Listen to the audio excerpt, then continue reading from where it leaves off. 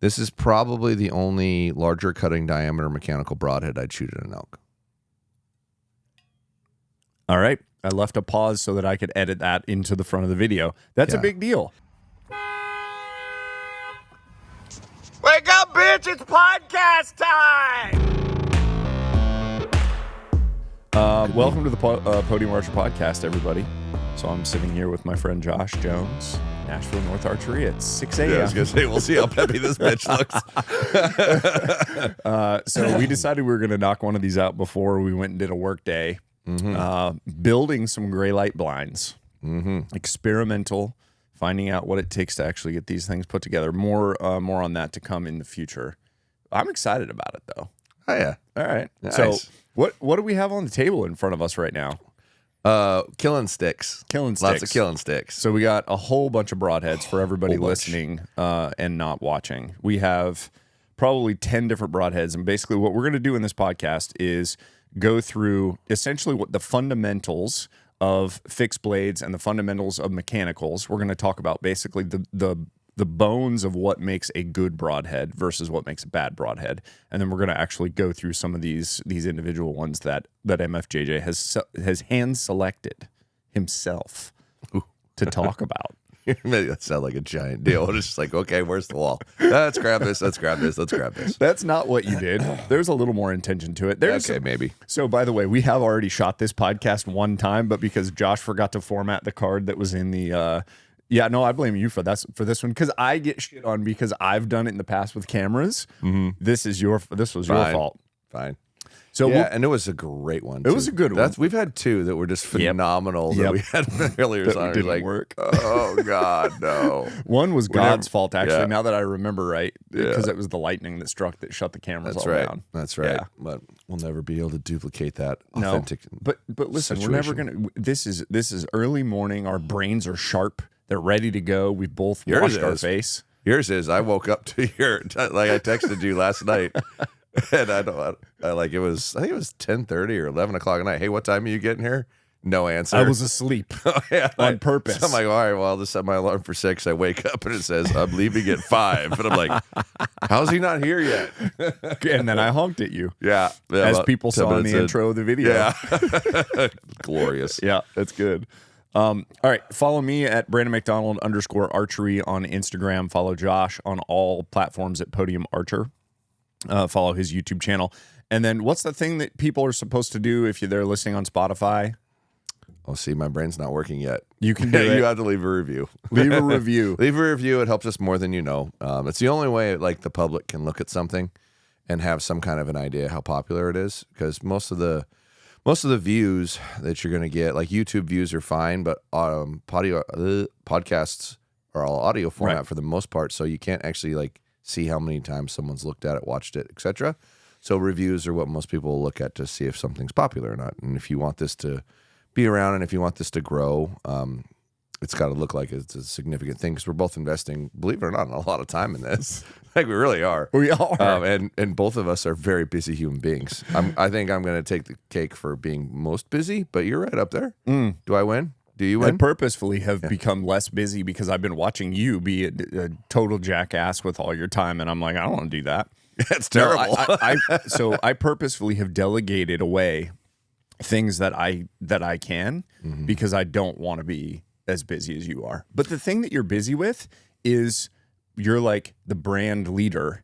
And so you kind of have to be like, you're the face of your shop. Yeah, believe it or not, I've delegated away everything I can. I know, too, but that's what still busy. No, that's what I'm saying is you're the face of your shop. So you got to do it. Yeah. And we stopped making content because there was a pending lawsuit that we were worried about. So now, but we'll kick back in January for the real estate stuff.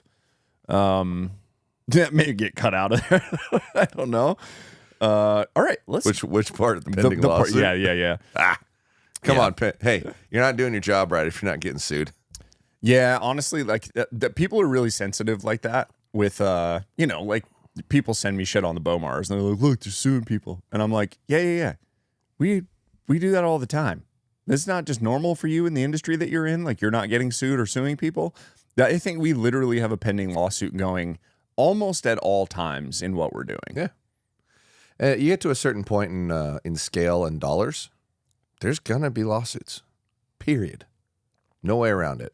Yeah. Honestly, the lawyers end up being basically a tool for somebody to say like, hey, I think what they're doing is costing me money. So I would like you to go find out if that's the case.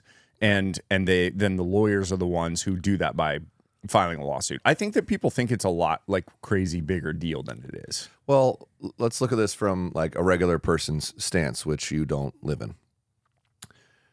The regular person, if they got a problem with somebody, they're going to maybe confront them, maybe not, that kind of thing, right? And that's how they would go about that. Like physically? Like not, well, like some sort of, hey, you can't do that. That's mine or whatever, right? When you get to a certain dollar amount, you can't do that. Like you sick your lawyer on it and say, here, this is wrong. Go figure it out. Yeah. Right. And that's once you get to a certain scale. That's everyone at that scale. That's not just the Bomars or the one little legal thing I had or the legal thing that you deal with. Right. But as you get to scale, it's just part of life. And people that aren't at that scale just don't understand that. Yeah. And it just seems like you're just a greedy bastard. It's like, no, if someone's doing something legally wrong, that's how you confront that problem. Unfortunately. Yeah, like the guy that's ripping our YouTube videos and creating basically an entire clips channel, but it's just ripping off our stuff. Well, no, it was all stuff. Like I know, but that's what I'm saying. It's other people's stuff, but it's not his or her stuff. Yeah, there isn't a part of that that's their own thing. But I hate that. At the same thing, it's not exactly the same. And I think that's where their distinguishing line is. Well, now you know how a musician feels when you take their music and put it over something else you got. It's the same thing. This is your what's the word? Your intellectual property. Is that what the verbiage is? Mm-hmm.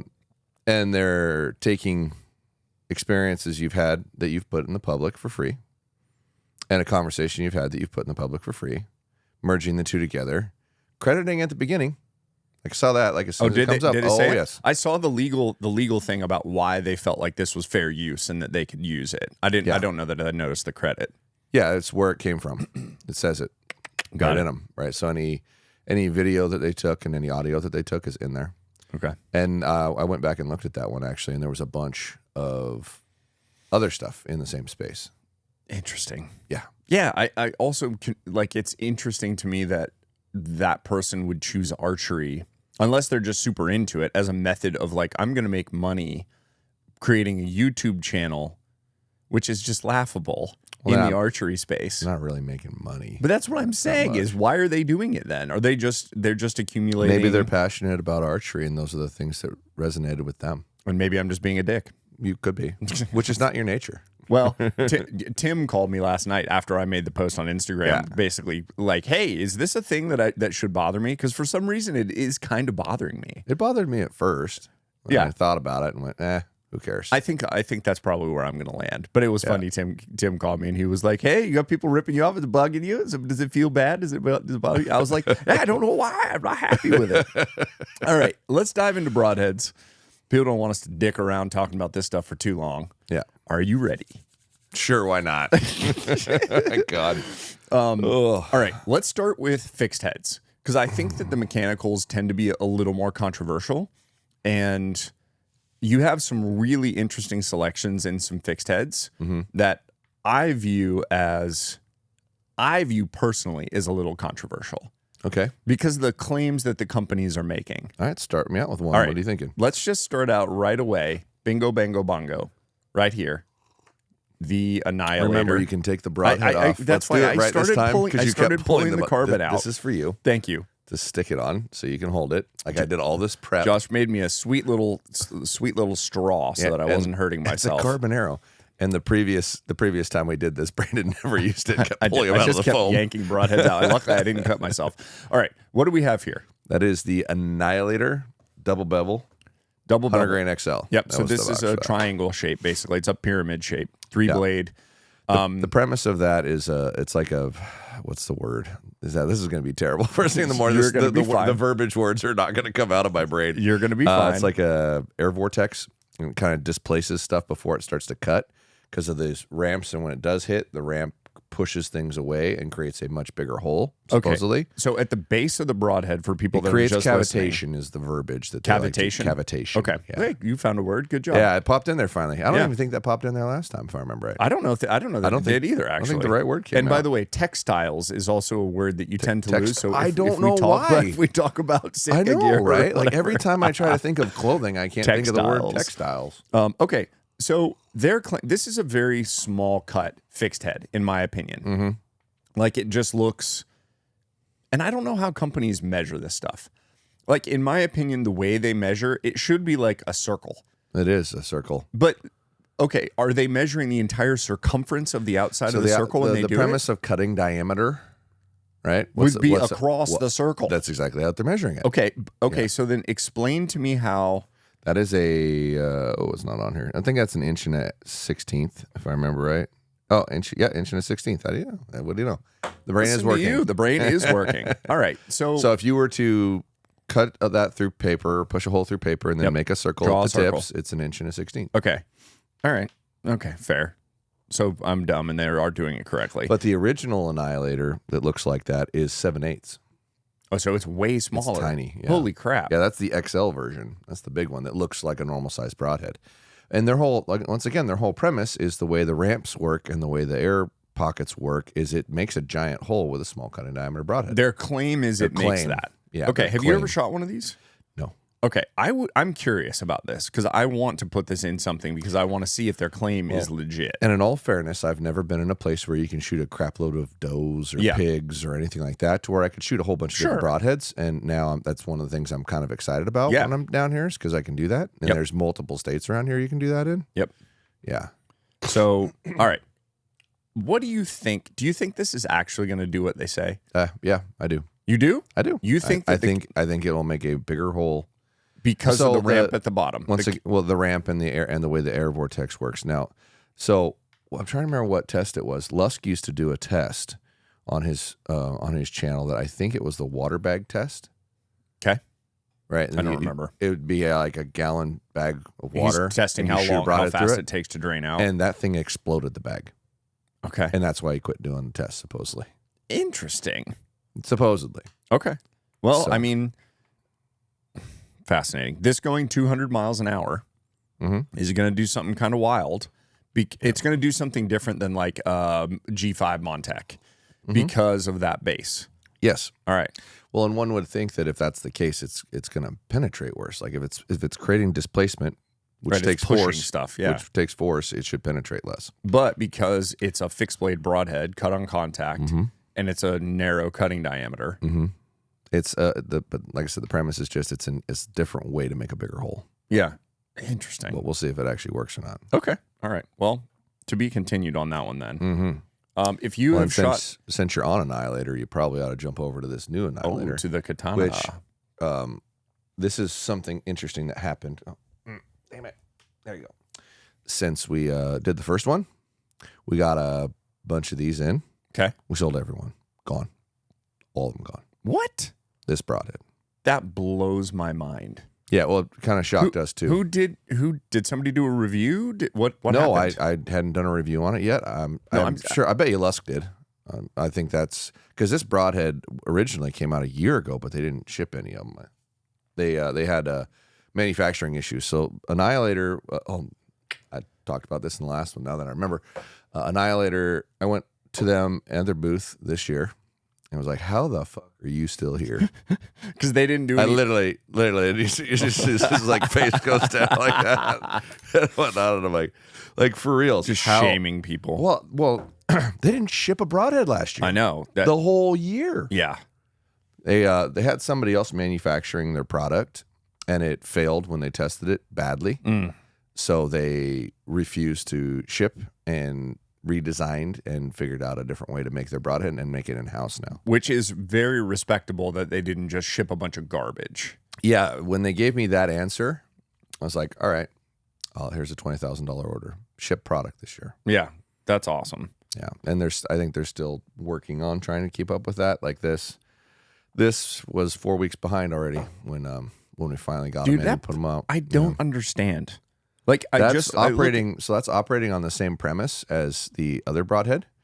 Okay, because it's got ramps in it. Explain to people what this is. All right, so this is called a Katana. It's a single bevel broadhead, 2-blade design, but it actually has 6 blades, and it has 2 ramps in it. The ramps are what displace, right? So in for most people, where the bleeders would be on the side, there's actually 2 blades on either side, and it ramps toward the base. Yeah, it looks like a jet. Yeah, or like But sort of. But Brandon, if you look down it, look at the, you can see the ramps in it. Oh yeah. Right? And so supposedly that will displace mass, just like the other one, but it's on a 2-blade style. So if you shot something in the shoulder, it should zip right through it. Okay, interesting. And they are expensive. Really? Yeah, I want to say they're like $90 a pack or something like 90 that. for 3? Yeah. Okay. How would you sharpen these side blades on this thing? Well, a single bevel, you just sharpen one direction. It's actually pretty simple. Yeah, but Oh, the little guys? Yeah, the little guys. I don't think you're sharpening the little guys. And on the single bevel side, the issue is you're going to dink some of these other, like, you see what I'm saying? I understand exactly what you're saying. I operate under the premise that every broadhead that I buy is disposable. I do the same thing. I know. Everyone loves to point out, well, can you resharpen this? And I think it's just an argument to try to say, well, how much are you justifiably charging me for it? But outside of that, I don't. This was actually a question I was curious. If you sharpen your broadheads, comment below what broadheads you sharpen and how long you typically keep them, like how many animals you typically get to shoot through. So the most I've ever done, I had one. Or comment, I don't sharpen them. That's fine too. You know what? Yeah, that's valid. And let's see which one's going to get overwhelmingly hammered. I don't sharpen. It's so funny. I can't remember the last time I sharpened a broadhead. Now, I do respect and appreciate people that are trying to sharpen a broadhead they got because it wasn't sharp enough. Yep. Because that is a thing. Yeah. But redoing one, that I consider when this leaves my bow, it's fucked. I'm exactly the same. You gotta beep that out. It's fine. I have to do it anyway. I know you're. I'm more cognizant of it now. Throw the Fs. And all the sweet little children that got your autograph at all these events. They're listening to this podcast, disappointed in Uncle MFJJ. Yeah. Now there were several of them at Bowfest this weekend. I signed a little kid's hat. Aw. Yeah. I saw you sign a kid. I should really stop saying fuck. All right. So to me, at least Annihilator is being consistent with what they're saying because they obviously believe in the design of displacement. Yeah. They believe in that thing, and that's what they've done. They've got 2 broadheads that are kind of similar in fascinating. Okay. All right. Next option is, what do you want to go with? Well, let's go with the Tulu. The homeboy discussion. Homeboy. So these guys are out of Franklin, Tennessee, down by me. I have I've spent some time with the gentlemen from Tulu, and before they were in full production. Randomly odd side note, one of them was from North Idaho. Oh yeah. Or Eastern Washington, one of the two. Yeah. I don't want to state that wrong. But yeah, one of them's from where I'm from. Like, what are the odds of that? Yeah, random. The same type of pull toward Nashville that you felt. You like that verbiage, don't you? Pull. That pull to Nashville. So this is another interesting broadhead to me. The shape overall, if you're familiar with iron will, it's a similar shape to an iron will, but it's as if somebody took the thing with their fingers and just grabbed it and twisted it. Yep. So this actually spins in the air. Super unique design. Very unique. So it's a single bevel broadhead, but then it's got on top of the single bevel that's already going to give you twist in the air. It's now basically like a freaking... It's a curved surface. It's a curved surface like a vein. Yeah. It's wild. Yeah. You haven't shot anything with that, have you? Not an animal with it, no. I've done testing with it. Like I've shot them, but haven't shot an animal with it. The issue that I have with this is there's no bleeders. Well, I think that's another one that claims some sort of displacement. I mean, you can see the base. Like there's some displacement that's going to happen because that does ramp toward the arrow a little bit, but then maybe because if you look directly down that thing, maybe you're getting a little bit wider, but they're going to say it's going to continue spinning going through the animal, which I don't know. Anytime I see a big flat 2-bladed surface, even when it's got a bleeder, I go, that's not going to bleed very good. That's just my brain. But I imagine it. The purpose of that stuff isn't supposed to be to bleed. It's supposed to be to penetrate. Right. That's the idea. Right. You don't get both. Like, wake the up. There you go. Fix another one. Yeah, thank you. You will not get both. There is no amazingly penetrating broadhead that also bleeds like crazy. So they contradict each other. The teeter-totter scale. It's like speed and durability. The teeter-totter scale of broadheads is the more you want to penetrate, the less you're going to bleed because you're giving up cutting surface.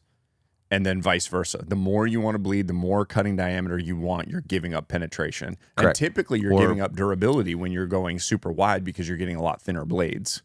If you're going wide, but going to like a 3-blade or whatnot isn't actually giving up durability. It's increasing durability because it's more of a structural strength object if it hits something hard. And that's the problem with 2-blade broadheads. And that's arguments I've had with Bill in the past from Iron Will, is that something like that shape, which it's not just that, it's anything that looks like that. If that hits off-centered in weight, that is way more likely to deviate path and or bend and or break. Period. Interesting. I just thought of something terrible to say. No, I can't get it out of my head. Why just say it? I'll cut it out. Okay, all right. You're gonna cut this out. I might cut it out. I'm gonna say. So, just out of curiosity, are the ones that are black? Do they just automatically penetrate farther because they're black? I'm not cutting that out. You have to cut that out, Brandon. I swear to God, I'm done if you don't cut that out. That's so bad. But they have too narrow of a cutting diameter. It's not the same. Yeah, so that's not they're right. too narrow. Not They'll right, penetrate far, but it's too narrow. That's going at the beginning. I don't know what you're talking about. I'm not. I won't. All right. All right. Let's. That feels moderately racist. It's not. You're complimenting. I'm complimenting. You're It complimenting. can still be racist as a compliment. It's like every time I look at a black one, I go, "Let's go deeper." For sure. All right. Good morning. Yeah, no kidding. I have pulled out a QAD Exodus. Mm-hmm. So this is one of my favorite budget 3-blade broadheads. What do you... give me a description of what I've got in my hand. So the QAD Exodus is a glorified field point with blades on it, pretty much. It's so short and so squatty that its flight characteristics are traditionally very good. Its impact characteristics are traditionally very good. It's very affordable. Makes a couple different blade configurations. The negative of it, I guess, if you had to say, is the blades go back into the arrow ways. And so you have to make sure you've cut your arrows long enough accordingly to that because it's going to stick back. That's the swept blade, and then they make a squared off blade. Both technically do not attach to the arrow in the back. So that, for the people listening, is a barbed broadhead. And that is illegal in a lot of states. This was new information to me. So explain what you mean by barbed broadhead. More of your basic crude judgments or measurements on a broadhead, and this is what you're going to run into in state law rather than like archery schoolage stuff, is they've got some pretty basic rules that things have to have in order to be able to be legal to hunt with. One of which in most states is 7/8 of an inch cutting diameter, period. Like it has to be at least that big, so I don't want you shooting an animal with something that's too small of a cut, right? Another rule that most of them have is the broadhead cannot be barbed, and what that means is the back of the blade cannot exceed 90 degrees back. And why that is so it falls out of the animal if it's still in it when you shoot it. And barbed broadheads get hung up inside the animal, which is what has made some mechanical broadheads illegal over the years in places that allow mechanical, is your blades have to go back past 90, which is the Bomars. I think they redesigned theirs originally so it could go back past 90 so it wouldn't be called a barbed broadhead. Interesting. Because a lot of your mechanical blades are sitting back at that angle and they don't square off at the end. Right. So those blades have to be able to close freely. Okay, so that's something that people need to research when for their state. Because then you could just make a decision. This is the one that the blades basically aren't touching the shaft? And well, the the other one, the blades don't touch either, but I want to say most states have put a little caveat in there that's not technically a barbed broadhead. By the way they write the rule, no different than the way they wrote the electronics rule on a lot of states where you're not allowed to use electronics, it made lighted nocks illegal because it just said anything attached to your bow that's electronic. Yeah. Well, they rewrote it to say excluding a lighted nock, so you could use lighted nocks. Got it. So the reason that I like this is, first of all, the price. Like they're cheap for 3 overall. And then, like you said, super short, stubby front end, so you're not getting a crazy long ferrule that's going to potentially bend. It's steel. Mm-hmm. And then, it's just simple. Like if I could rewind the clock, it's a tried and true, very popular broadhead. Yeah, I like that one. So that one that's closest to your hand on the counter, you might as well grab since you started with that one, because that would be my best selection for a price conscientious broadhead. All right, so we have right the Rim Reaper Micro Hades Pro. Yep. Okay, this is vented. Yes, I'm aware. Most 100 grain 3-blade broadheads are. What do you think about that? I think it's probably going to make a little bit more noise, but what I can tell you is it's one of the best flight characteristic dynamic broadheads I've used in a fixed blade, replaceable blade broadhead in what we'll call the traditional 3-blade. Yeah. Okay, because the traditional 3-blade is replaceable blade, invented. Yep. Period. Yep. That is a steel broadhead from head to toe. That is a sharp tip. So there's one thing that when I went and toured Grim Reaper when we were in Utah, there's one thing that they're really adamant about on all their broadheads. They're going to penetrate well.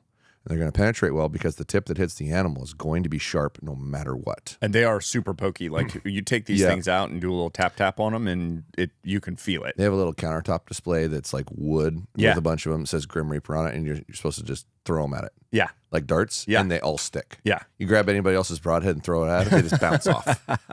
Yeah.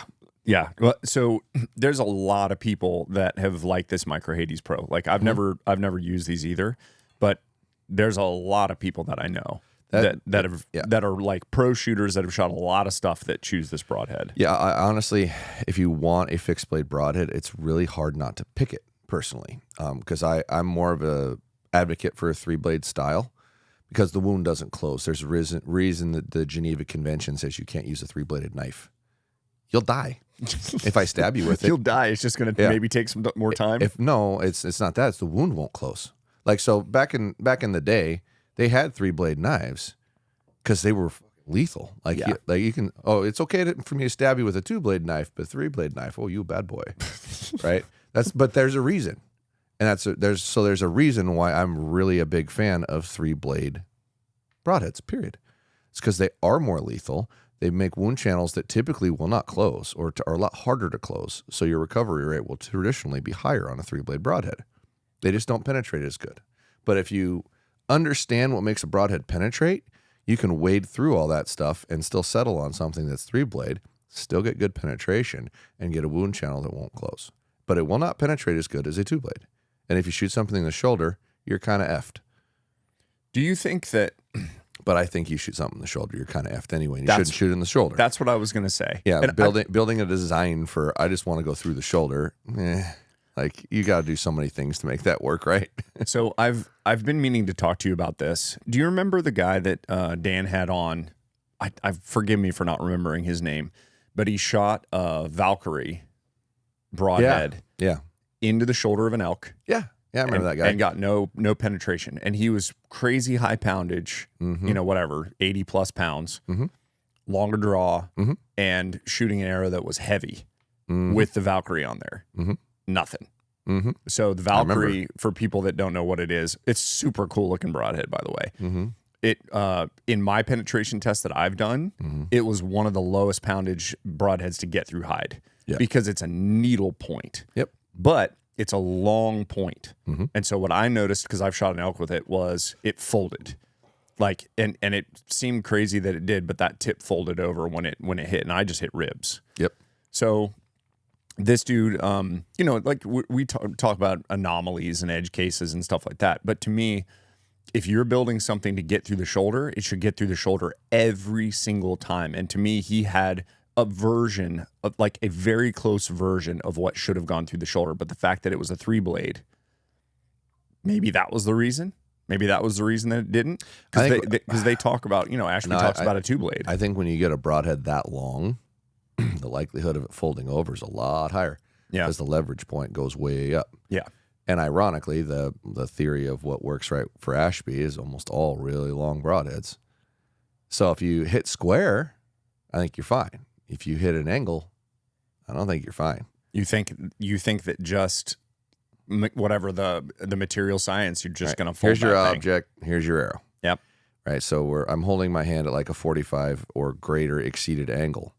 and that arrow comes in and hits something hard, what's this going to do?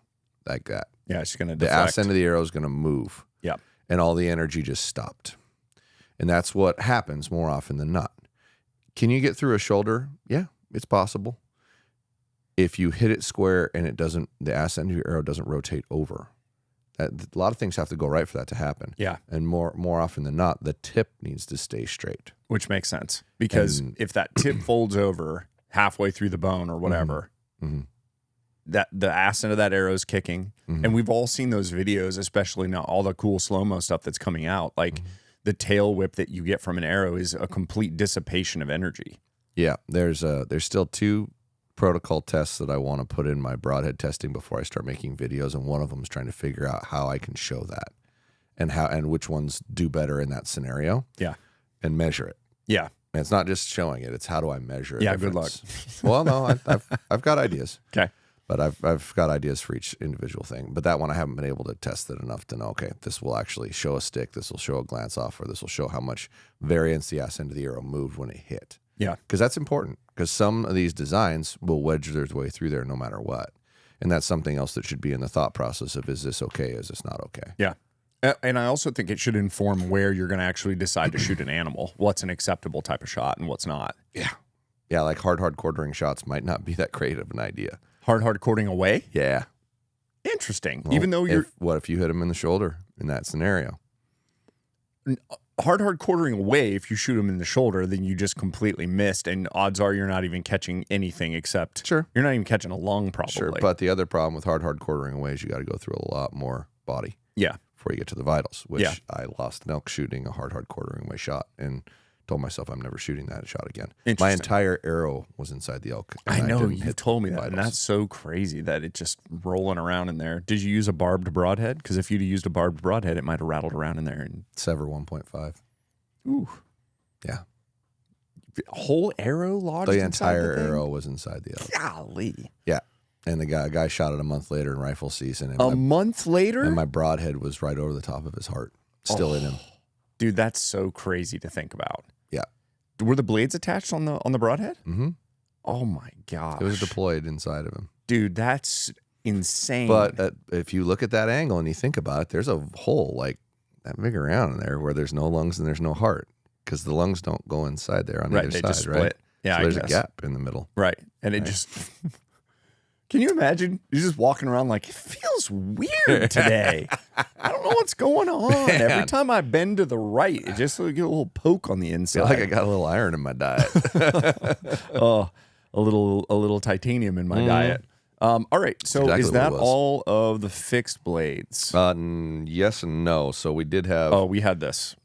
Yeah, that's like the closest thing we had to like an iron wheel type design. I'm gonna cut myself with that one. Nah, you'd be fine. That was sitting on the wall. That's a slick trick. Vented slick trick, but with bleeders. With a bleeder. Yeah. And that will give you a little better hole than non-bleeder blade style. But every time I've shot an animal with that type of a broadhead, it's just not a very good blood trail. And to me, I think the recovery is going to be higher with a mechanical or a 3-blade. So traditionally, I don't shoot something like that. I just won't. I almost shot my bear with that one just because I wanted to see what it would do. But then I got nervous. You wanted to shoot the when Katana. a couple of my buddies just killed big bears, you being one of them, with big mechanical broadheads, and I'm like,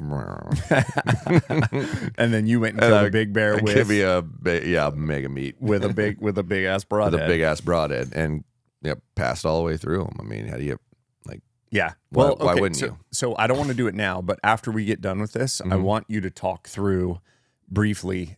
There is a threshold where it's likely that somebody should be shooting a fixed blade broadhead versus a mechanical.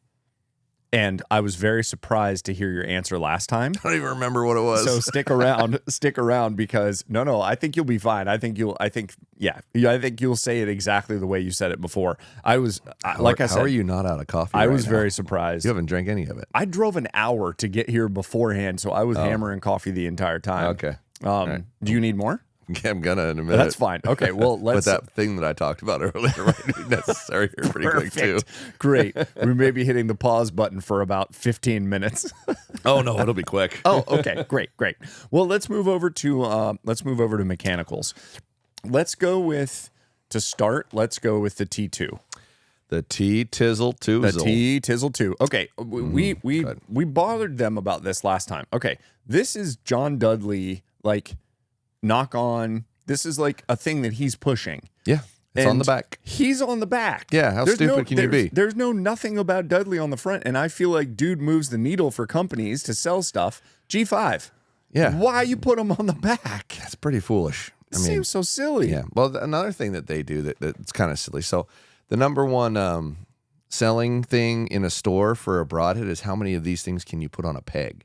Because when it comes down to hunting season, right, and this is completely against any, like, what's good about a broadhead. How many of them can you hang up? And that package is so deep. And needlessly you can only, deep. It's not doing anything. You can make that thing a damn near flat. But regardless, you're making a package like, you put like 6 on a peg, maybe 5 on a peg. And that's one thing I have to commend like Beast and Rage for. Dude, you can put 20 of those things on a peg. Yeah, because it's just right in front of the paper. Yeah. And there are times a year in the business that if you got 20 of them on a peg, that peg's going to be empty at the end of the day. Right. Well, and it also has to do with people that don't know what they're doing are just going to walk in and go, what's here? Yeah. What's actually in stock? Because if you had 6 T2s that are all gone, and and let's say you were looking for a T2 and you walk in and the peg's empty, you're gonna look around. Okay, what looked like that? Well, yeah. I guess I'll get that. And this Rage right here that there was 20 of at the beginning of the day looks very similar. Yeah, like eerily similar. Eerily similar. Yeah. All right. So talk to me about the T2. Is this all steel? Titanium. This has to be steel. titanium, right? No, we came up with this last time because I was reading the back and I'm like, I bet you I've told 100 people this thing's titanium. No, all steel construction. Because it's a T. Yeah. So you would think S2. Yeah. Why would you call it a T2? Yeah. Yeah. And why would you put Dudley on the back? Two blade. Makes sense. Makes sense. Yeah, but no, that is a 100% steel construction. Okay, but that's nice. You like that? Yeah, steel or titanium is fine. Okay, as long as it ends up at the weight that you want it at. Mm-hmm. And maybe they intended to make this out of titanium, but I would think they would just make the ferrule bigger. So that tip actually is a relatively good cut tip, although I bet you it's not super sharp.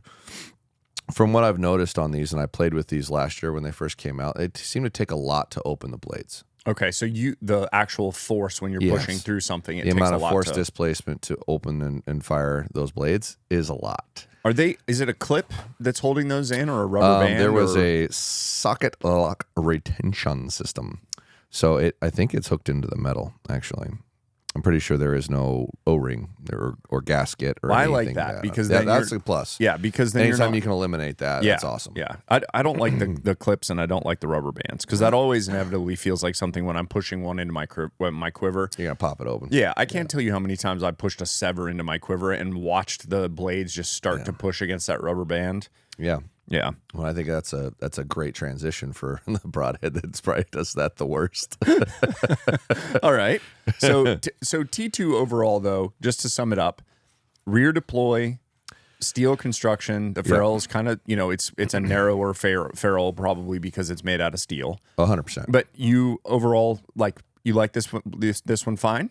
I think that's a fine deer broadhead. Okay. I would not shoot that on an elk. Okay. But I do think it's a fine deer broadhead. I think that the construction's good. The company's pretty solid in how they make broadheads. I think that's a deer broadhead, and I think that'll do quite well in that scenario. So if you're a John Dudley fan, buy it. And you're hunting deer, go ahead. Keep the paper. Flip it over. I wouldn't shoot this at an elk personally. Yeah. Well, but I also wouldn't shoot almost anything with a 2-blade, 2-inch cut or bigger at an elk. There is one though you would. Yeah. To be continued. Like and subscribe, everybody, if you're still here. All right, let's move to the next one. You want to open the evolution? So you didn't have any mechanicals left yet. This is fixed, so we'll have to pretend like it's mechanical. This is so stupid. I agree. So this is the Evolution Outdoors. This is the Jekyll. Yeah, Jekyll. So I make a Jekyll and hide. And the hide is the mechanical version of this where it's got a fixed lead blade that's really sharp with forward deploying mechanical broadheads where this other fixed blade would be. They actually hold a patent on interchangeable fixed blade to mechanical blade design. Oh, so because you can take this and turn it into actually turn it into that broadhead. Okay. So it's actually the same broadhead. which I want to say I had when I was originally messing with Broadhead designs in my brain like 10 years ago. That I thought of that idea of like, hey, wouldn't it be cool if you could have a mechanical broadhead and a fixed broadhead in one, and a guy could just pick? Yeah, because then you could use it for deer if you wanted, or elk if you wanted. That's what this was designed off of the premise of this. They also strongly believe in curved blades as a better penetrating thing, which there's multiple brands that believe the same thing. Like a curved blade will penetrate better than a straight, smooth blade. They do make these in a 125 steel, if you want steel, but you got to go up to 125 for it. They currently do not make a titanium, to be continued. Hopefully. And this is the aluminum because it's green. Yeah, so all their 100 grain broadheads are aluminum. Yep, got it. The ferrule's not as long. Now that I've put it in here, it's not as long as I thought it was going to be. Is the mechanical version longer than that for the ferrule? No, same. Okay, so Mechanical. It is the same. 100% the same. And from a company standpoint for manufacturing, that's real handy and easy. Yeah, it's definitely not bad. I do think hybrid broadheads, and I would put that in the discussion of hybrid. I think that's probably our future. Okay. Overall, I think you're going to see more and more hybrid style broadheads to where that lead cutting surface goes in first, because it really makes a big difference in how much it penetrates. Okay. So and when you start developing protocols to showing that in tests, you're going to start seeing hybrid broadheads excel higher in that category than anything else. And it seems like people want two things. They want penetration and a big hole. Well, that makes sense, because why would you not want those two things? That's what equals dead animal, but with a nice blood trail that I can find. Yeah. Yeah. So I don't like the fact that they did not countersink that lead screw. Yeah. We talked that. They did a little bit, but like I don't like that that's protruding. And Yeah. it's not protruding a little bit. That bit. would look like it wouldn't fly as good in that scenario, right? That's correct. Protruding quite a bit. And I want to say we shot that a little bit at long distance, and it did seem to have a lot more drag. Okay. Than most other things we tested. So that's also a vented rear blade. I ruled it out. Okay. Immediately because of that. But like for deer, like that thing performed really well when I went to Texas with Dan and Cody and them, and they were using that broadhead on the first go around, and I saw the footage from it. It's like, wow, that really penetrated a lot. Okay. Like everyone was a full pass through. Arrow kept going on the actual Jekyll or the hide. That was actually the Whitetail Fury. The difference between the Jekyll and hide and the Whitetail Fury is a larger cutting diameter. Okay, so the Whitetail Fury with the larger cutting diameter, which in theory is a less penetrating broadhead. Yeah, it was a 2-inch blade on top of the lead cut style blade. Yeah, and just singing through things. Okay. All right. Yeah. So on a deer, that may be good. I thought the ferrule on this was longer. So I like this more now that I'm seeing it, but I think I would, if the 125 steel, I'd probably rather have that than shoot this. Oh, me too. I think that's a great broadhead, great design, and the 125 steel I'd feel comfortable with. Although it's amazing how many manufacturers with aluminum ferrules will just sit there and argue with you that it's just as tough, if not tougher. Like, okay, cool, people don't care. So I had a conversation with Dale, the owner of Evolution Outdoors. I was like, Dale, you can try to explain it 1,000 different ways to Sunday. People don't fucking care. They go, is it made out of steel or titanium? No. Pass. Well, I wonder. It may very well be right, but it doesn't matter in people's heads. I don't know. Thinking about myself before I started really digging into this stuff, I don't know that I would have cared. Because I don't know that I would have understood. I probably literally walked into the store and thought, which one looks like it kills stuff best? Exactly. Then that's a great way to put it. You wouldn't have cared because you wouldn't have known. Correct. Now, once you know, you're like, well, hold on a second. Yeah. If this hits something hard and that's soft metal, it's going to bend easier. Right. And that matters. Yeah, for sure. Yeah. All right, let's move on to the next thing. Let's grab... Well, you jumped ahead of what I wanted to do when we talked about blades deploying in a quiver. I was like, well, let's grab that. Okay, all right. Grab the beast. So this is a very unique broadhead from a very unique individual.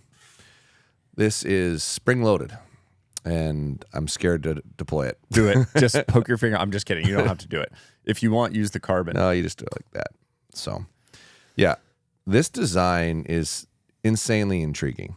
It really is. This is probably the only larger cutting diameter mechanical broadhead I'd shoot at an elk.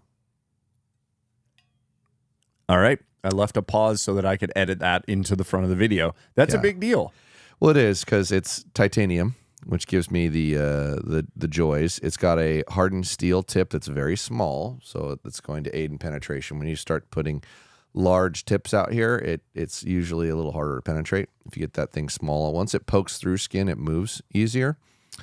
The blades are super sharp, and they are swept a little bit, and this supposedly does rotate back if you pull on it hard enough past 90, so it shouldn't be barbed. But the unique feature of this broadhead is if you do hit something hard, like a rib or a shoulder, is it will close and reopen. Say that again. Okay, so if you hit something hard with this, like a shoulder or a rib, bone displacement on a harder boned animal, the blades themselves will actually shut and reopen in that scenario. So most mechanical broadheads, what's going to happen is the blade is going to break. Yep. Or it's going to push through the bone. Like on whatever lighter ribs, it's going to actually just crack the bone, mm-hmm. and then keep going. Mm-hmm. But the penetration that you're losing by having to break those bones mm-hmm. is fairly substantial, because you're going from just, whatever, hide, hair, meat, organs. Now you're having to put some freaking hard ass bone in the way. And this broadhead, it's spring loaded, and it literally just, it seems like such a simple, no shit, this should have always been a thing. But the fact that I don't know why there's not more that are like this, where the blades can close and then deploy again. Because it's a patented thing. I know, but it's crazy that it was until 2023 that this thing came out. Well, I think there was another company that had something somewhat like this. Okay. That I know there was, once again, a legal issue with. But it's been that they, at least the Bomar's part of it, they dropped it. I don't know if the other guy is. So we spent a bunch of time with Bomar in Utah, and that dude is so excited about every single little part of this broadhead. I stood there in the sun with him for 45 minutes. Yeah.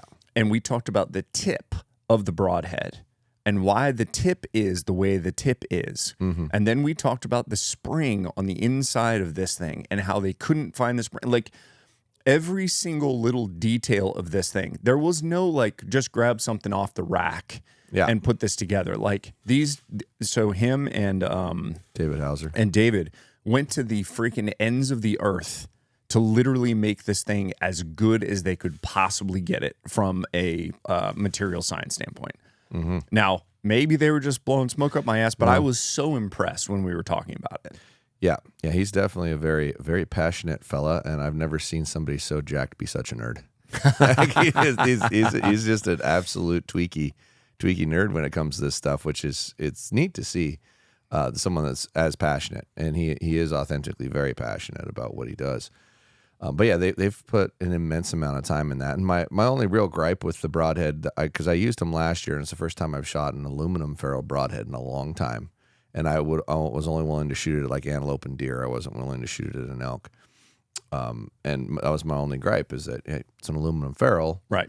And you've got the center core cut out of it. Yep. Right. The structural strength in the middle's gone, because that's where your blade section is. So it's a little spooky to try to resolve that problem. And I like, one of the first things I asked is, are you going to make this out of titanium? And he used to just, they gave you the little coy smile. Like, give it time. But, just like any product line or any product movement, there's going to be an evolution to it, to where they get to where they want to be in the long run. So, but it's a super impressive broadhead, and that is one of the few mechanical broadheads that I would say, I think you're okay to shoot at an elk. All right. So anything with a 2-inch deploy, that's like the only one, because it will shut. Because it'll collapse back on itself. Because it'll collapse on itself and then redeploy out. So you're not going to lose nearly as much. You're not, and hopefully, if you hit something hard, you don't lose the blade. Right? Because when you're talking about only a 2-blade broadhead and you break one of the blades off, well, there's a couple instances that are real interesting. Any of the ones that pivot or move, you break one of those blades off, you're dead. Because the other blade ends up getting pushed back in, and now you shot him with a field point. Right. Yeah, which is not good. Yeah. So that's to me a fatal flaw in the ones that hinge or move. So the other thing that he was explaining to me that I found interesting about sharpness on a broadhead, because their broadheads tested crazy sharp when Lusk was doing the push tests on their little, like he's got like a legit scientific machine to do that. I have one at the house. Okay.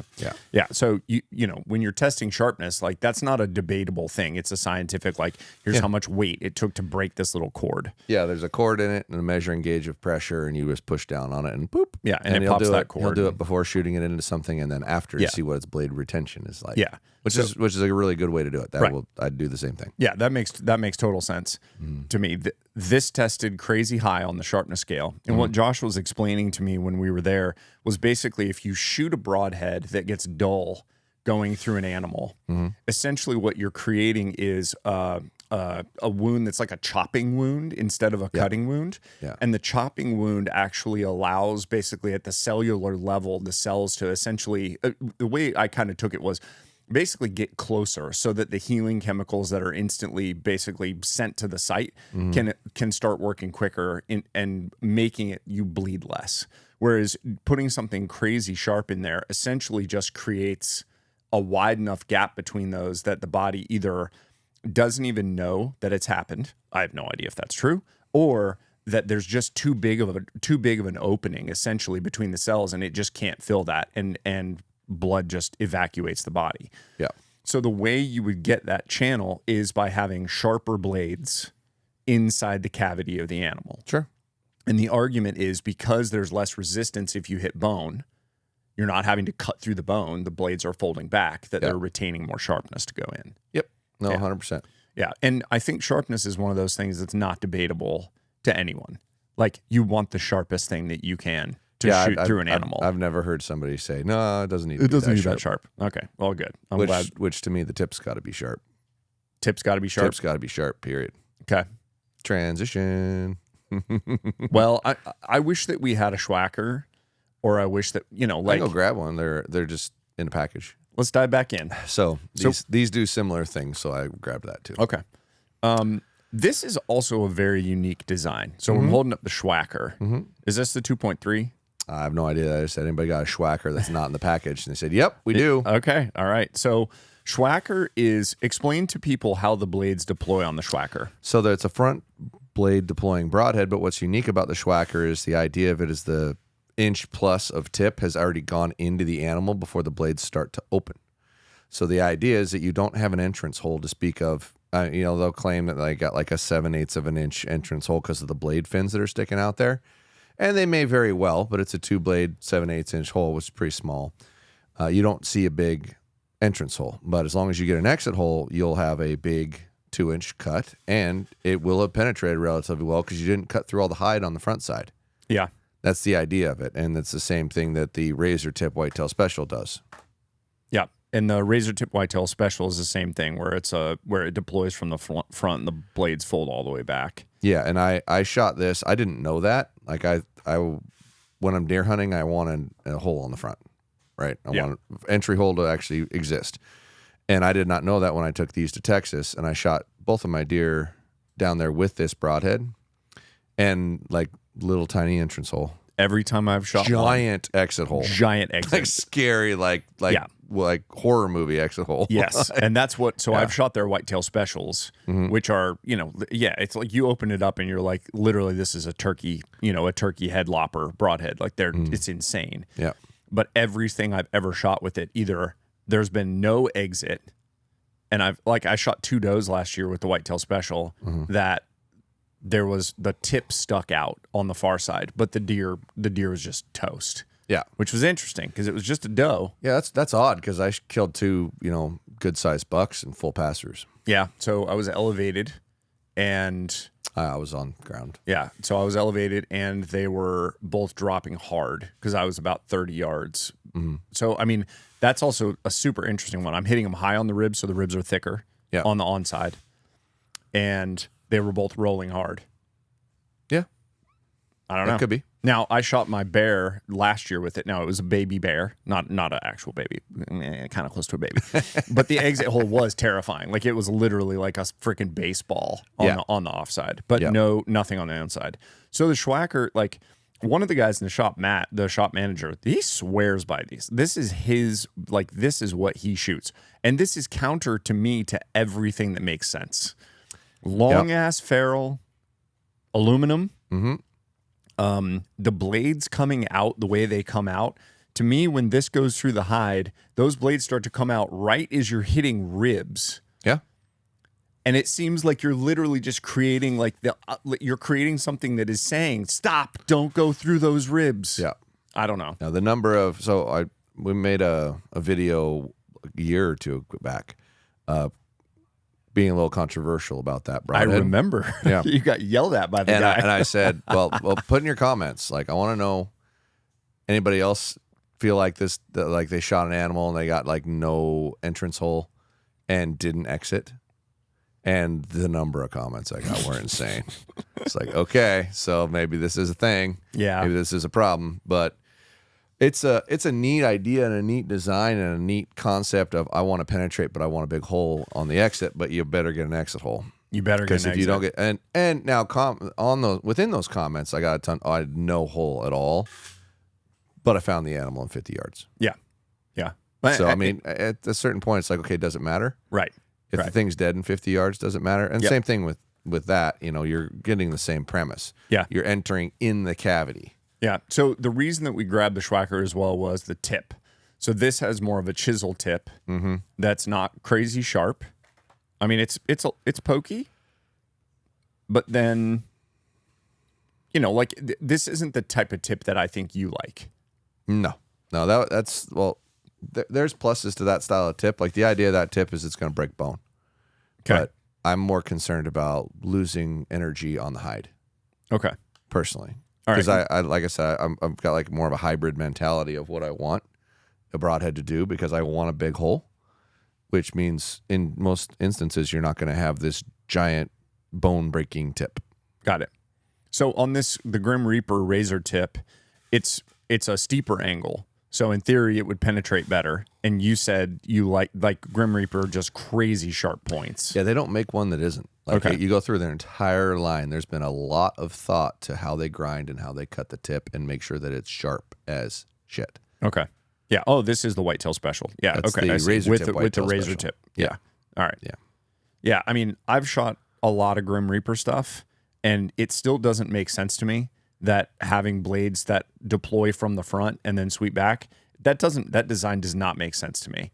But I killed a lot of stuff with it, and they fly great, and I've like barely blown one up in an animal. So the displacement of the tip to the blade, the whole idea of most of those is that the tip's gone in a ways before the blades start to deploy. Right? Yeah. And in that instance, the fact that the tip's in the tissue already is what's keeping it tracking straight while those blades deploy.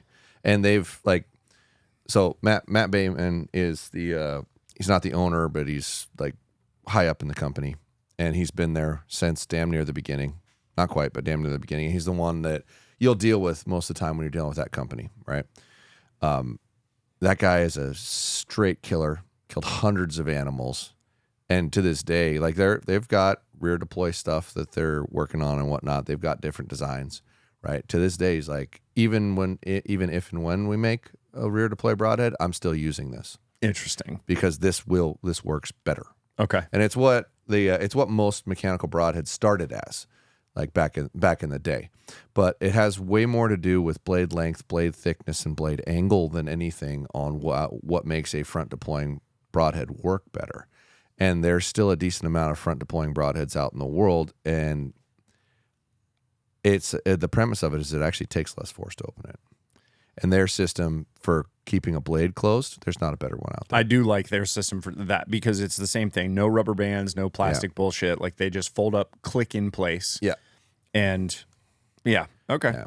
When I was really dabbling with the concept of making my own broadhead, which I have abandoned because I don't want to not be able to talk about different broadheads and have people listen.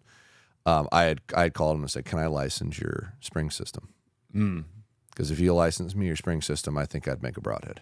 Yeah. Because that, out of all of them out there, that is the best functioning one on a front deploy, and I don't think there's a problem with a front deploy broadhead at all.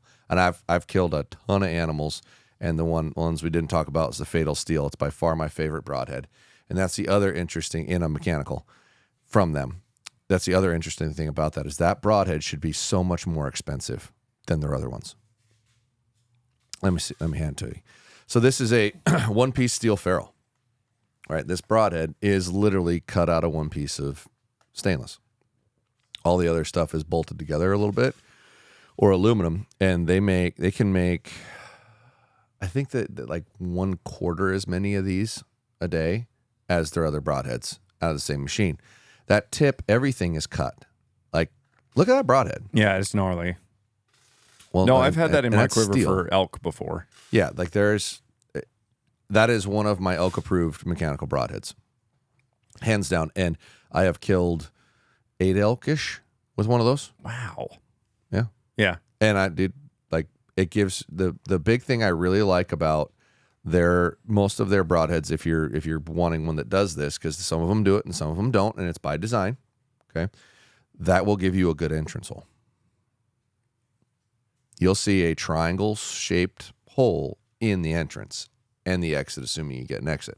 And it's a smaller cutting diameter Broadhead, yet it looks insanely bigger than that cutting diameter. Well, you said you like a 3-blade. I do. And it doesn't the wound doesn't close. Yeah. And that, I bet you I've gotten an average of a 2-inch cutting diameter hole with every animal I've shot with that. I mean, it says 1.9-inch cut. So well, in but theory, that's total cut. It's measuring every surface right. of cut, not the cutting diameter. That's an 1.25 cutting diameter Broadhead. Oh, okay. I see 1.25 cut. Yep. Yes. 1.9 total cut. I don't think I've ever shot something that the hole was only 1.25. Okay. It was way bigger than that. Well, it makes sense. It's ripping and the whole thing. But you also think that it's because that's an interesting concept where you guys talk about basically it punching into the hide and stretching the hide and then basically popping it so it's actually a wider cut on the entrance. Sure. And I think all Broadheads do that to some degree. Okay. Which is where you'll find holes that don't match the cutting diameter Right. at all. Where you just see people that are like putting their fist inside of a, you know. Well, yeah.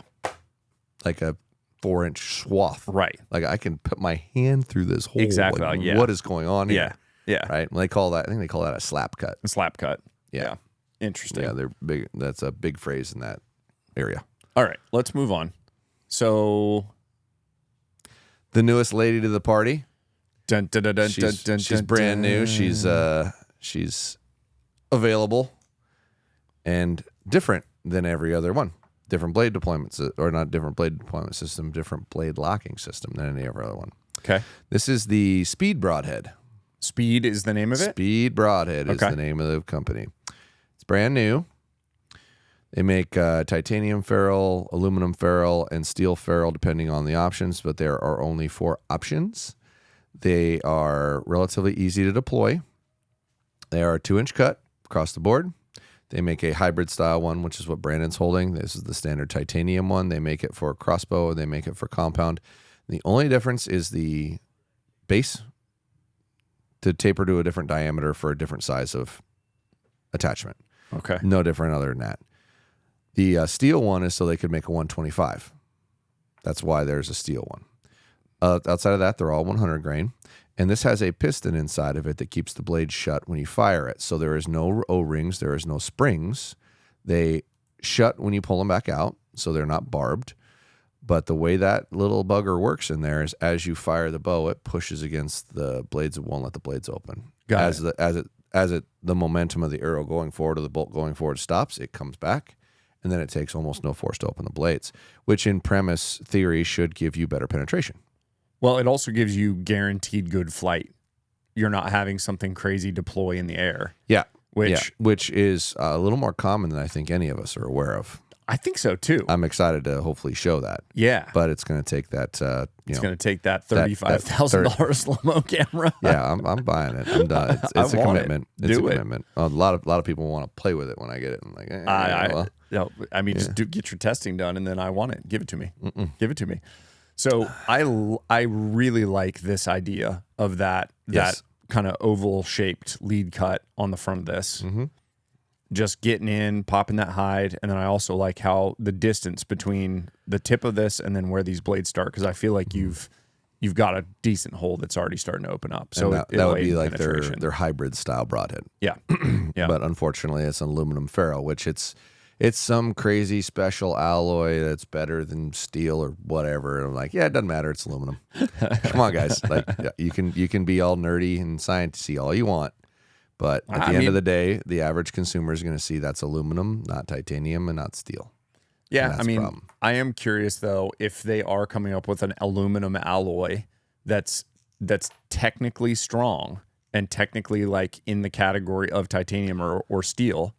I can't remember the number, but it's a number I hadn't heard before. Because all aluminum's got like a 4-digit number attached to it, and I hadn't heard of it. Okay, so it could very well be. I liked their packaging because you could put 100 of them on the rack. Once again, yep. Which the designer of this broadhead was the original designer of the Rage broadhead. Okay, yeah. Old Larry. Larry designed Rage and then sold the company off, and then still had a hankering to make more broadheads. Well, let's see first he did Field Logic block targets, and then he did Rage, and then he did I'm going to make crossbows, so he did Raven. Like the name attachment to some of the companies that you know.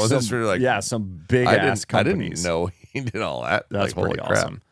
So the longer we played with these last time, the more I liked this broadhead. It's a great design. It really is. I think it's going to do really well, and hopefully here, maybe by the time this airs, we'll have these in stock.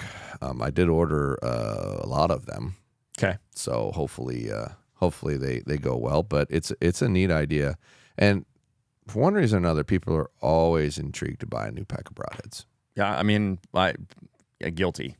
Right? Guilty. Yeah. Yeah. No, I've got a bunch of stuff I've never shot that I've just bought and been like, I'll get to that one day. Yeah. Yeah. All right. What else? Do we have anything else? Did we miss one? We talked about the Fatal Steel, the T2. I think that was it. I think that was it. Yeah, there isn't another type that we didn't discuss or show. I think we did our job, and is everything still red? Yeah. Red. Yeah. How over there? Red. Hey! But now we have the question. We have the question that I wanted to ask again, which is, at what draw length and what poundage should somebody be switching back to a fixed head? And that's exactly how I asked it last time. And I want to see if your memory is the same. Are you intellectually honest? Apparently, probably not. 26-inch, like 55-ish pounds. Okay, somewhere in there. So I would probably not use a mechanical, or there's not any like even 2-blade mechanicals that are small. So all the 2-blades there's Sever's got 1.5 inch one, but a lot of that's blade sharpness too. Like and if it's a deer, different conversation. I would just personally I would be like, does it shoot an entrance hole? If it shoots an entrance hole, I don't think it matters. That's what you said last time. Yeah, if it shoots an entrance hole. So on a deer, what you had said was, "Hey, I'm not a liar." Cool. on a deer, you had said was, I don't think that there's a point where I would say you must shoot a fixed head. Yeah. So I found that interesting. Yeah. Other than maybe a traditional guy, you're just not producing energy at all on such a small scale. Okay. But yeah, if it makes an entrance hole, which a lot of them don't, I'm not sure it matters. So something like something like the speed here? I'd shoot it. Okay. Even if you were a light pounded, shorter draw. Yeah, if we're talking a whitetail deer. Yeah, whitetail deer. Yeah. Or the evolution. You would shoot the evolution because again, it's got a lead cut. I would probably gravitate more towards hybrid styles because it's probably there's usually greater penetration in those. Okay. I would probably move more that direction. Grim Reaper. Whitetail special, 2-inch razor cut from that? Probably not. Probably not. All right. No, Fatal Steel, sure. Fatal Steel, you would. Oh, absolutely. Okay. All right. Yeah, I'm curious about like ladies and younger guys, kids. Yeah. 12 years old and up. Like I'm thinking about Felix, and now my son's gonna be jacked as shit when he's 12 years old. I'll have him pulling 80 pounds. You're gonna have him on all the TRT. He already is. Yeah, he's 20 months. Yeah, no, he's jacked already for sure. All right. Hey, this was a very good conversation because I think that overall what we did was go through a lot of different types of broadheads, gave people some education on. Why are you staring at me like that? You didn't say code BMAC once the entire time. God damn it!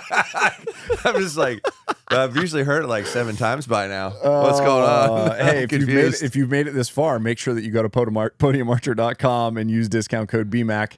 Dang it. And while you're at it, like and subscribe. You didn't say that either. I said it once or twice. It is early. It is very early. It is early. I keep waiing for my phone to start blowing up, and then I looked at it and I was like, no, it's 7:45. That's right. No one is working yet. It's working yet. I am going to use discount code BMAC over the podcast at different times. Maybe I'll cut it in. Yeah, there you go.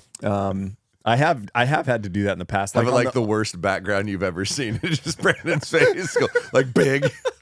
Hey, well, I like the idea when we're in a really serious podcast, like when we were with Colby and Craig down at Ultraview. I didn't want to just be like, this is a fascinating story. By the way, discount code BMAC for 10% off at podiumarcher.com and just throw the whole thing off. Yeah, I should have gone for it. That would have been pretty funny, actually. Oh, yeah.